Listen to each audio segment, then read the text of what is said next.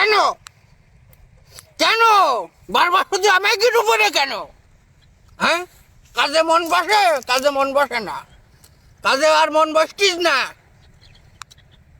গালে একটা ফান থাকবে, হাতে একটা সিগারেট থাকবে, এইরকম ভুই আধা ঘন্টার মধ্যে রুই ফেল দেবো। আমার পুরো ভুই খালি, মন ভালো না থাকলে কাজে মন বসে। আর এইভাবে এত টাকা দিয়ে কি করে খাবো? চাচা, হঠাৎ এখানে বসে আছেন? বসে রয়েছি মনের হরিষি। আচ্ছা আচ্ছা, থাকেন হরিষি যায় না, হ্যাঁ, আইসাও বাসে পাশে বসু, খালি সবাই বসি যাও। বসতে জুতো দিলে আর তোমার জন্য এখন আমি সোফা সেট করে পাবো মাঠের পরে। সমস্যা নেই। চাচা, হ্যাঁ, হঠাৎ মন মেজাজ এত খারাপ থাকার কারণ? মন মেজাজ ভালো থাকতে দিতিস না তো? মন মেজাজ ভালো থাকতে দিতিস না কেন, কি হয়েছে? কত সময় ভালো থাকবে? একের পর এক সিগারেটের দাম বাড়িয়ে দিতেছে, একের পর এক সিগারেটের দাম বাড়িয়ে দিতেছে কেন? সিগারেটের দাম অবশ্য অনেকটা বাড়িয়ে গেছে, কিন্তু পান তো দেখতে ঠিকই খাচ্ছ, সিগারেটের নেশাটা না হয় পানে কেটে গেল। তাই ভাই, দুধের সাথে কি আর গলে মেটে?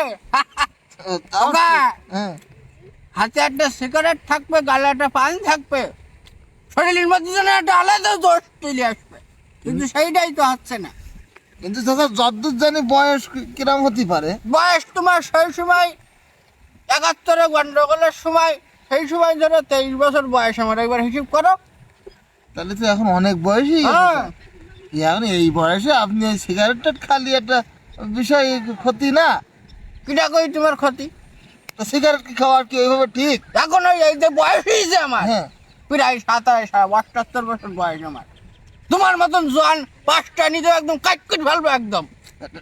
আজ না, কিন্তু সে ঠিক আছে চাচা, কিন্তু ওই যে বিড়ির যে গায়ে লেখা থাকে হ্যাঁ, ধূমপান স্বাস্থ্যের জন্য ক্ষতিকর, ধূমপান ক্যান্সারের কারণ। ও ফাও কথা, ওর কথার কোনো ভিত্তি নেই। চাচা, ওই পানি পানি পানি তো নেই। হ্যাঁ, এই যে কাশলেন কেন? ওটা ওই গলায় সর্দি জড়াই গেছে, বুঝছো? এই সর্দি জড়াই দেশ না চাচা, সারা জীবন তো এরকম আপনি এই যে কেশি কেশি এসেছেন আর এই বিড়ি সিগারেট খাচ্ছেন, আসলে সব প্রচুর পরিমাণে ক্ষতি হয়। আপনার একটা গল্প তাহলে কি বলবো?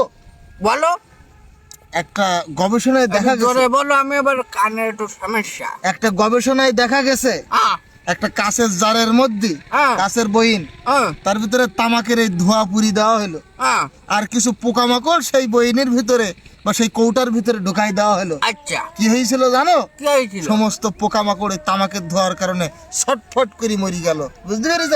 কি শিখলি তুমি তাহলে এবার বল? তাই নাই, এ থেকে কি শিখলে? এতে শিখলাম যে বিড়ি খালি পেটের ভিতরে যে পোকা মাকড় থাকে ওগুলো মরি যায়।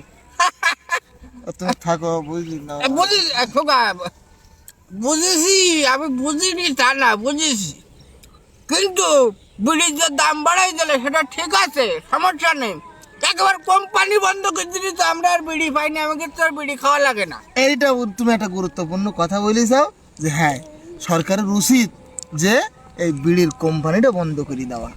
এইটা যদি বন্ধ করে দিত তাহলে কিন্তু মানুষ আসলেই খেত না, কিন্তু লিখিয়ে দিচ্ছে কি যে ধূমপান স্বাস্থ্যের জন্য ক্ষতিকর। আবার এই সরকার কিন্তু ঠিকই ওই বিড়ির কোম্পানির কাছ থেকে বেশি করে ভ্যাট নিয়ে নিচ্ছে। এইটাই হচ্ছে তোমার অবস্থা কিরম হয়েছে জানো? হ্যাঁ, মনে করো যে ওই মাথায় বন্দুক ঠেকাইছে, ওগলে কাতুকুতু দিচ্ছে, দেব মানে অবস্থা এরকম যে হাসলে গুলি করে দেবো, এরকম একটা অবস্থা। এইরকমই অবস্থা। হ্যাঁ, আসলে খোকা আমিও বুঝি, হ্যাঁ, জি, আমরা বড় শরীরটাও নিষেধ করে যে আর খাই না, তাই ওই নেশা জিনিসটাও ছাড়তে পারেনি, তো বুঝলো? ছাড়ি এখন দিতে হবে, এটা তো ইসলামেও চাচা। হ্যাঁ, তাই এগুলো হারাম কাজ আমরা আর করবো না। বিড়ি সিগারেট দেহের ক্ষতি, সমাজের ক্ষতি, যুব সমাজের ক্ষতি, এসব কিছু আমরা বাচ্চার দে আমরা এইবার তো ভালো থাকবো, ঠিক আছে তো?